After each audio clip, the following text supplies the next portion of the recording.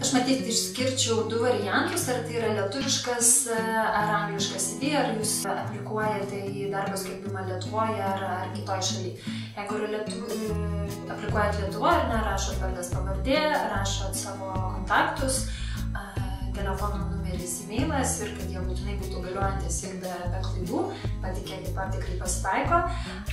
Tada nurodot Skype'ą ir LinkedIn'ą.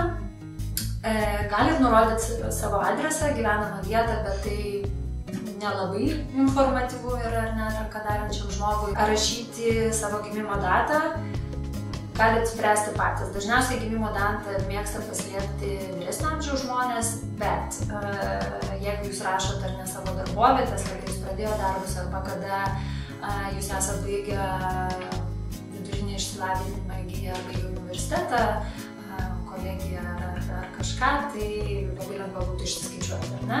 Kitas dalykas, kokiu tikslu tą savo amžių slėpti, jeigu jis yra toksai, vadinasi yra toksai. Ir atėjus į pokalbį, ar ne, atėjus pro duris iš karto bus aišku, ar ne, kokio jūs to amžiaus esat.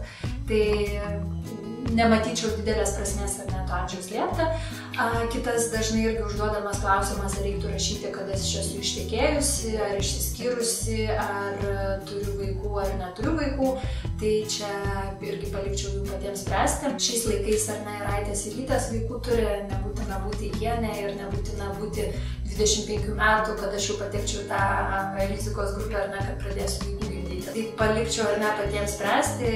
Jeigu jūsų klaus pokalbio metu ar ne ir matysit iš veido mimikos vadovo, kad jam netinka, kad jūs dar neturit vaikų, ar turit 3 vaikus, ar turit 1 vaiką, tai tų rizikų bet kuris ar ne toks būras lietuvis vadovas gali prisigalvoti, bet kažkiek jūs norėsite dirbti pas tokį būrą lietuvių.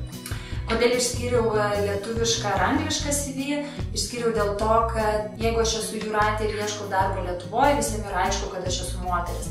Jeigu aš esu Jūratė Mikaitė ir nesu įsidėjus nuotrauką ir aplikuoju kažkur Anglijoje, Skandinavijos šalyse ar kitose šalyse, Jūratė jie nieko nesakys, ar ne? Ir gerai būtų parašyti, kad aš esu moteriškos lyties atstovė.